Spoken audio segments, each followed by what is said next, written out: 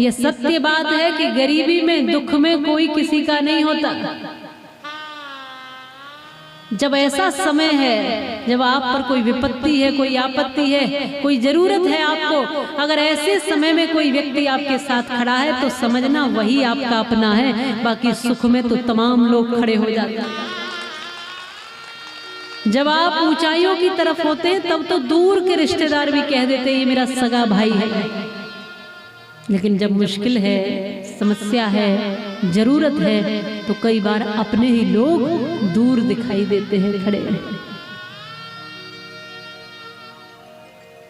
ये गरीबी है ही ऐसा।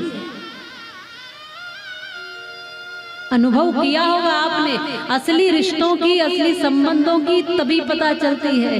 ये दुख भी बड़े अच्छे होते हैं, कम से कम इनमें अपने और पराये का पता तो चल जाता है।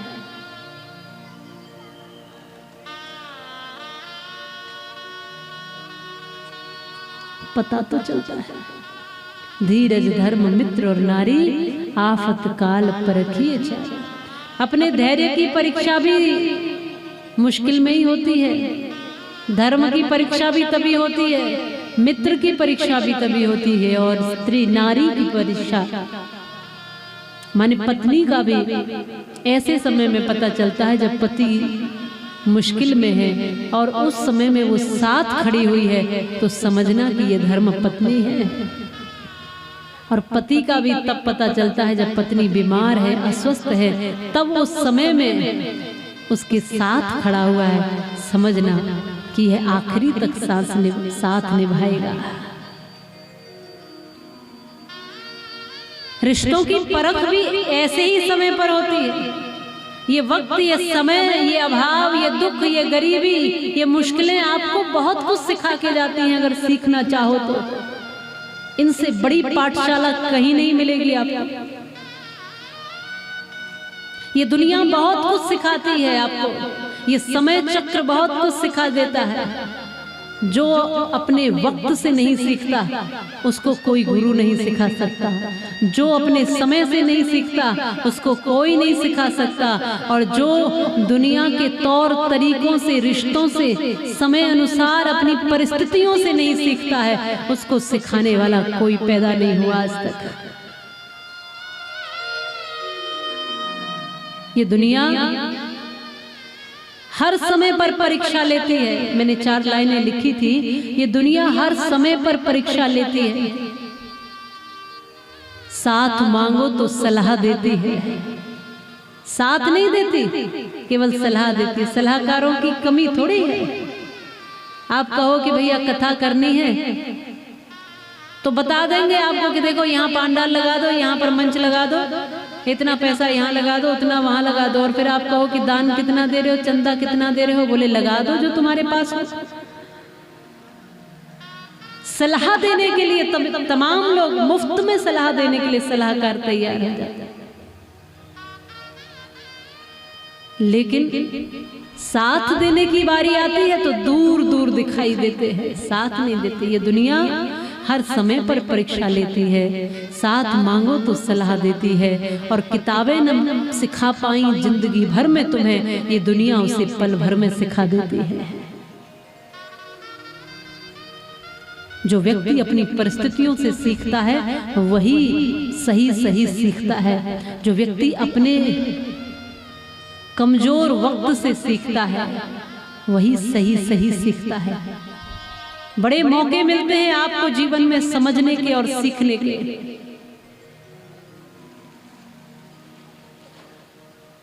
सीखो रिश्तों की गहराई कितनी है, समझो रिश्तों की गहराई कितनी है।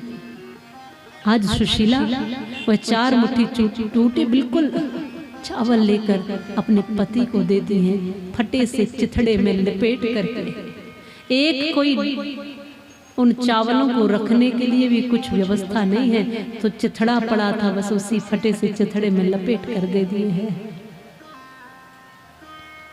वो सुशीला धन्य है जो अपनी गरीबी में भी, अपने अभाव में भी कहीं रोती नहीं है, देवियों याद रखना, जीवन में सदैव एक जैसा समय नहीं रहेगा। उतार चढ़ाव जीवन में जरूर आते हैं। कभी अमीरी भी होगी, कभी गरीबी भी होगी, कभी स्थिति होंगी, कभी परिस्थिति होंगी, कभी मुश्किलें भी होंगी, तो कभी खुशियों भरे दिन भी होंगे, पल भी होंगे। लेकिन आप एक जैसे रहना, आप मत घबराना, आप मत डरना, आप सदैव खड़े रहना, साथ खड़े रहना, अपने पति के साथ खड़े रहना, अपने परिवार के, हिम्मत बन करके, आप देवी बनकर, शक्ति बनकर, क्योंकि आप परिवारों की शक्ति हो, आप मातृ शक्ति हो।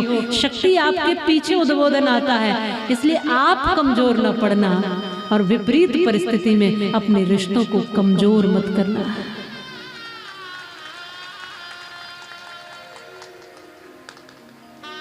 जब पति कभी किसी अवस्था में हारता हो तो उस समय उससे हार मत मांगना गले का कि दे दो जी, तुम पर तो इतना भी नहीं है, ये भी नहीं कर सकते हो, इतना भी नहीं कर सकते, तायने मत मारना।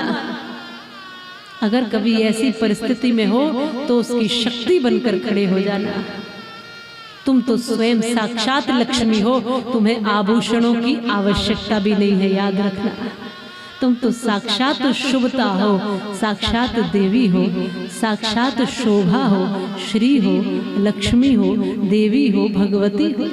तुम्हारी शोभा आभूषणों से नहीं है, तुम्हारी शोभा तुम्हारे चरित्र से है।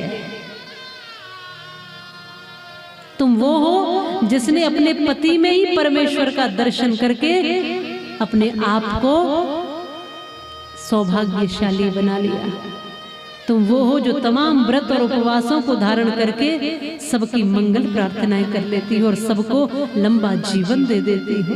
तुम सावित्री बनकर के अपने पति के प्राण यमराज से भी खींच लाती हो और अनसुईया बनकर के पतिव्रत व्रत धर्म का पालन करना सिखाती हो। अपने आप को जानना, अपने आप को पहचानना।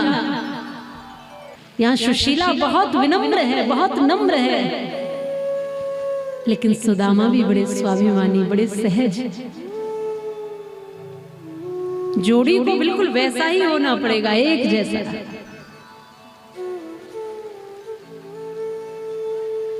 निश्चित ही बात यह है कि परिवर्तन तो सदैव प्रेम से ही हो सकते हैं। कोई किसी को कटुता से तो बदल नहीं सकता।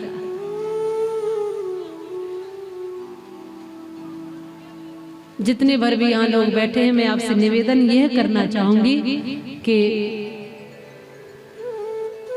अपने घर परिवारों को अगर व्यवस्थित करना चाहते हो, सुखी होना चाहते हो, सही मायने में घर को स्वर्ग बनाना चाहते हो, तो व्यसनों से दूर हो जाओ।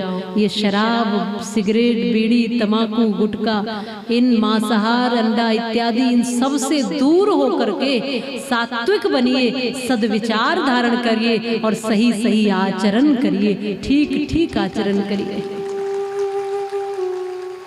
अगर वास्तव में चाहते हो कि घर में शांति हो, सुख हो, अरे आजकल तो कम नहीं है, माताएं भी कम नहीं है, सब चीज खाने पीने में सब आगे हो गए। अच्छा, गांव की बात अलग है, शहरों में जाकर देखो, बीच चौराहे पे लड़कियां बोतलें खोल के बैठी। फैशन के नाम पर ये चल रहा है। आपके बच्चे फैशन के नाम पर ऐसा कर रहे हैं। बड़े बड़े शहरों में, महानगरों में जो पढ़ने वाले बच्चे हैं, क्या कर रहे हैं? अधिकतर ऐसा ही हो रहा है कि हम मॉडर्न युग में ऐसे बिगड़ते जा रहे हैं कि जो नहीं खाना है वो खा रहे हैं, जो नहीं पहनना है वो पहन रहे हैं, जो नहीं बोलना है वो बोल रहे हैं, जैसा नहीं करना है वैसा कर रहे हैं।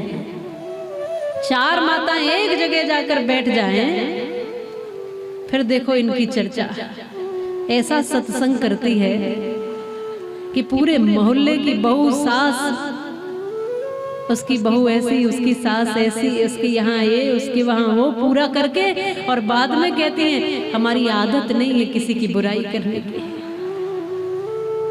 ना ना ना, हम किसी की बुराई, किसी के घर में तो हम झांकते तक नहीं।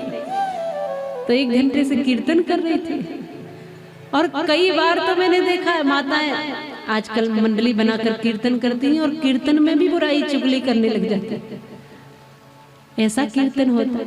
सत्संग करती हैं और सत्संग में भी कई बार लटसंग हो जाता है।